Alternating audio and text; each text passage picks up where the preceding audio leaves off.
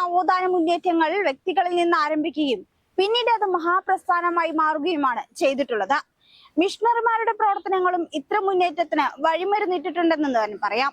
അയ്യ വൈകുണ്ഠനെയും ആറാട്ടുപുഴ വേലായുധ പനുക്കരെയും പോലെയുള്ളവരെ നവോത്ഥാനത്തിന്റെ ആദ്യ പഥികരെന്ന് പൊതുവിൽ വിശേഷിപ്പിക്കപ്പെടാറുണ്ട്. നവോത്ഥാന ചിന്തകൾ പിന്നീട് വിപുലപ്പെടുത്തുന്നത് ചട്ടമ്പി സ്വാമികളാണ്. ജാതീയതയ്ക്കും ബ്രാഹ്മണാധിപത്യത്തിനും എതിരായ നിലപാടുകൾ സ്വീകരിച്ചുകൊണ്ടാണ് ചട്ടമ്പി സ്വാമികൾ കേരളീയ നവോത്ഥാനത്തിന് സവിശേഷമായ സംഭാവന നൽകിയിട്ടുള്ളത്. വേദങ്ങളും ഉപനിഷത്തുകളും ബ്രാഹ്മണരുടെ കുത്തകയായിരുന്ന കാലത്ത് അതിന് മാറ്റം വരുത്താനുള്ള പ്രവർത്തനം നടത്തിയെന്നതാണ് ചട്ടമ്പി സ്വാമികളുടെ പ്രാധാന്യം. കേരളീയ നവോത്ഥാന മുന്നേറ്റത്തിന് അടിത്തറ ഒരുക്കുന്ന ചിന്താഗതികളായിരുന്നു ഇവയെന്ന് കാണാൻ സാധിക്കും. നവോത്ഥാന മുന്നേറ്റങ്ങൾ കേരളത്തെ ആകമാനം വ്യാപിപ്പിക്കുന്ന ഒന്നായി മാറുന്നത് ശ്രീനാരായണ ഗുരുവിന്റെ രംഗപ്രവേശനത്തോടെയായിരുന്നു. അരുവിപ്പുറം പ്രതിഷ്ഠയും സർവമത സമ്മേളനവും ശിവഗിരി തീർത്ഥാടനവുമെല്ലാം ഈ ദിശയിലുള്ള ശക്തമായ ചുവടുവയ്പ്പുകളുമായിരുന്നു. അതുകൊണ്ട് തന്നെ കേരളത്തിന്റെ നവോത്ഥാനത്തിന്റെ പതാകവാഹകനായി ശ്രീനാരായണ ഗുരുവിനെ നാം കാണുന്നുമുണ്ട്. സാധുജന പരിപാലന സംഘം രൂപീകരിച്ച് നവോത്ഥാന ചിന്തകൾക്ക് പുതിയ ദിശബോധം നൽകുകയായിരുന്നു അയ്യൻകാളി. കർഷക തൊഴിലാളി സമരത്തെ പോലും നവോത്ഥാനപരമായ മുന്നേറ്റങ്ങൾക്ക് ഉപയോഗപ്പെടുത്തുകയായിരുന്നു അദ്ദേഹം ചെയ്തത്. കേരളത്തിന്റെ നവോത്ഥാന മുന്നേറ്റത്തിൽ അവർണർ എന്ന് വിളിക്കപ്പെടുന്ന വിഭാഗങ്ങളിൽ നിന്നാണ് നവോത്ഥാന ചിന്തകൾ വളർന്നു വികസിച്ച് മഹാപ്രസ്ഥാനങ്ങളായി വളർന്നു വന്നതെന്ന് നമുക്ക് കാണാൻ സാധിക്കും. ആ മാറ്റങ്ങൾ സവർണർ എന്ന് വിളിക്കപ്പെടുന്ന വിഭാഗങ്ങളിലും വലിയ ചലനങ്ങൾക്ക് ഇടയാക്കുകയും ചെയ്തിട്ടുണ്ട്. പക്ഷെ വിഭാഗങ്ങളിലും ഇത് മാറ്റങ്ങൾ വരുത്തി.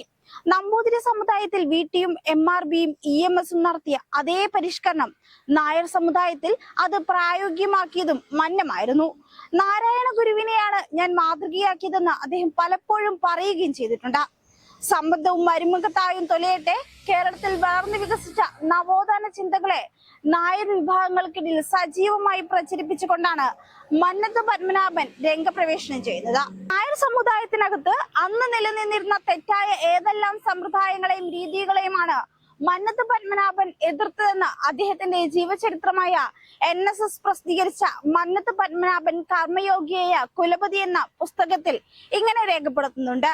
കൂട്ടുകുടുംബ വ്യവസ്ഥയിൽ മരുമക്കത്തായും അവസാനിപ്പിക്കുക, മക്കത്തായും ആളോഹരി വിഭാഗവും നടപ്പാക്കുക, താലികെട്ട്, തെണ്ടുകുളി മുതലായ ചടങ്ങുകളോടനുബന്ധിച്ച് നടത്തിയിരുന്ന ആർഭാട സമന്വിതമായ ആഘോഷങ്ങൾക്കും വിരാമമിടുക, പടേനി, ഗരുഡൻ തൂക്കൻ തുടങ്ങിയ ക്ഷേത്രോത്സവ പരിപാടികൾ നിർത്തലാക്കുക എന്നിങ്ങനെ സമുദായ സംരക്ഷണപരങ്ങളും സാമൂഹ്യ പരിഷ്കരണ സംബന്ധികളുമായ യജ്ഞങ്ങളിൽ മന്നം സജീവമായി ഏർപ്പെട്ടു.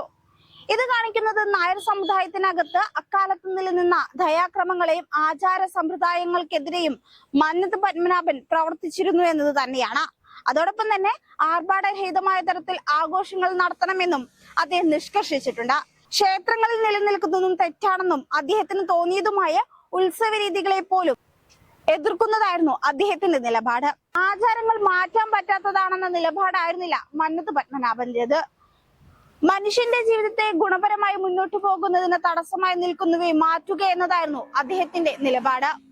ഈ നിലപാടും അതിനായുള്ള ഇടപെടലുമാണ് സാമൂഹ്യ പരിഷ്കർത്താവ് എന്ന നിലയിൽ മന്നത്ത് പത്മനാഭന് കേരളത്തിന്റെ നവോത്ഥാന ചരിത്രത്തിൽ സ്ഥാനം നേടാനും ഇടയാക്കി കൊടുത്തത്.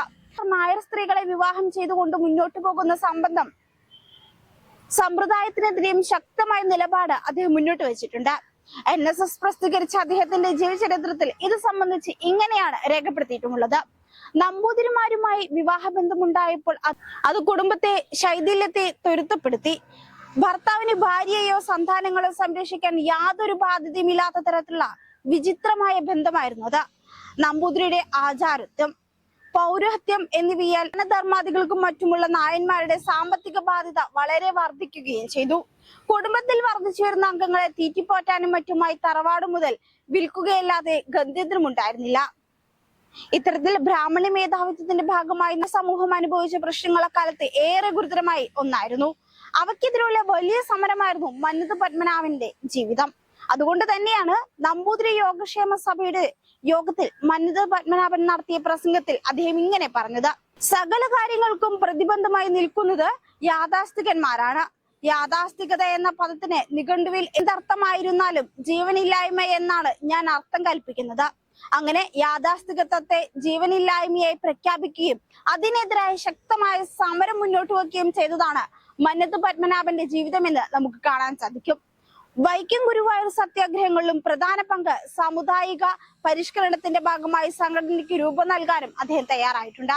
അതിന്റെ അടിസ്ഥാനത്തിലാണ് 1914 രൂപം കൊണ്ട നായർ സർവീസ് സൊസൈറ്റിയുടെ പ്രവർത്തനങ്ങൾ അദ്ദേഹം കണ്ടിട്ടുള്ളത്.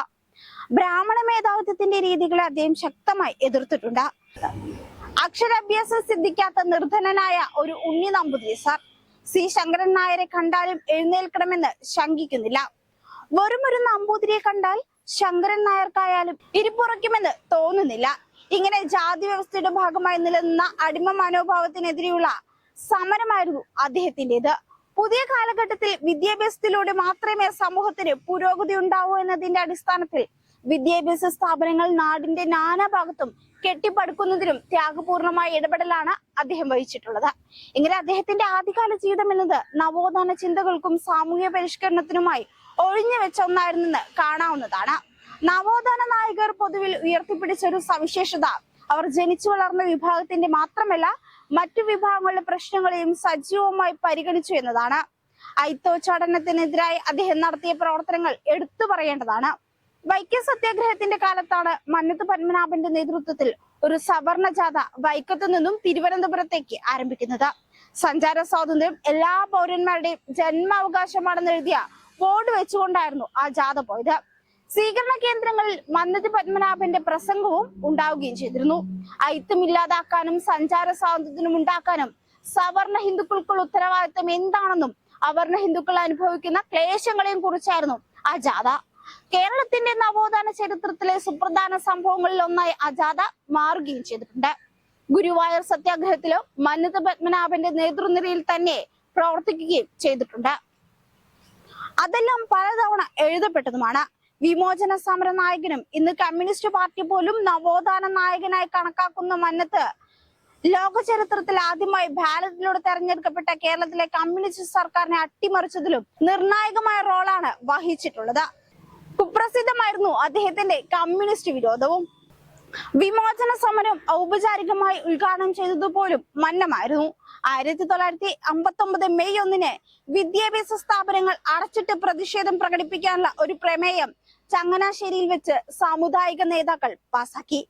ജോസഫ് മുണ്ടശ്ശേരിയുടെയും ചങ്ങനാശ്ശേരി ആർച്ച് ബിഷപ്പിന്റെയും മധ്യസ്ഥതയിൽ പ്രശ്നപരിഹാരത്തിന് ശ്രമിച്ചുവെങ്കിലും ഫലവത്താവുന്നില്ല. മന്നത്ത് പത്മനാഭന്റെ നേതൃത്വത്തിൽ ഒരു വിമോചന സമര സമിതി തന്നെ രൂപവൽക്കരിക്കപ്പെട്ടു. വിമോചന സമരം ഇന്ത്യയെ മാത്രമല്ല ഏഷ്യയെ തന്നെ കമ്മ്യൂണിസത്തിൽ നിന്ന് മോചിപ്പിക്കുമെന്ന് ദീപിക പത്രം പ്രഖ്യാപിച്ചു. ഭൂപരിഷ്കരണ നിയമവും വിദ്യാഭ്യാസ പരിഷ്കരണ നിയമവും എല്ലാം ചേർന്ന് വന്ന സാമൂഹിക മാറ്റം അട്ടിമറിക്കാനാണ് ഈ നീക്കമെന്ന് അന്ന് തന്നെ ആരോപണവും ഉണ്ടായിരുന്നു. പാരമ്പര്യമായി അനുഭവിച്ചു വന്നിരുന്ന ഭൂമി നഷ്ടമാകുമെന്ന് വന്നപ്പോൾ ജന്മിമാർ കയ്യും കെട്ടി നോക്കി നിന്നില്ല. കോൺഗ്രസിന്റെയും NSSന്റെയും ക്രിസ്തീയ സഭകളുടെയും മുസ്ലിം ലീഗിന്റെയും എല്ലാം സഹായത്തോടെ അവർ സർക്കാരിനെതിരെ തിരിയുന്നു. അതാണ് വിമോചന സമരത്തിലേക്കും ആദ്യ കമ്മ്യൂണിസ്റ്റ് സർക്കാരിന്റെ പുറത്താക്കലിലേക്കും കലാശിച്ചിട്ടുള്ളത്. വിദ്യാഭ്യാസ പരിഷ്കരണത്തിനെതിരെ സ്വകാര്യ മാനേജ്മെന്റുകളാണ് രംഗത്തെത്തിയത്. ഇതിലും NSSും ക്രിസ്തീയ സഭകളുമായിരുന്നു മുൻപന്തിയിലുണ്ടായിരുന്നത്. സ്കൂൾ തുറക്കേണ്ട ജൂൺ 15 തങ്ങൾ ഒരു കാരണവശാലും സ്കൂളുകൾ തുറക്കില്ലെന്ന് ക്രിസ്തീയ സഭകളും മന്നത്ത് പത്മനാഭനും പ്രഖ്യാപിക്കുന്നു. സ്കൂളുകൾ തുറന്നില്ലെങ്കിൽ ഷെഡുകൾ കെട്ടി ക്ലാസുകൾ നടത്തുമെന്ന് സർക്കാരും പ്രഖ്യാപിച്ചു. ജനകീയ സ്കൂളിന് കമ്മ്യൂണിസ്റ്റുകാർ നല്ല പ്രചാരണം നൽകിയെങ്കിലും അത് പ്രാവർത്തികമായില്ല.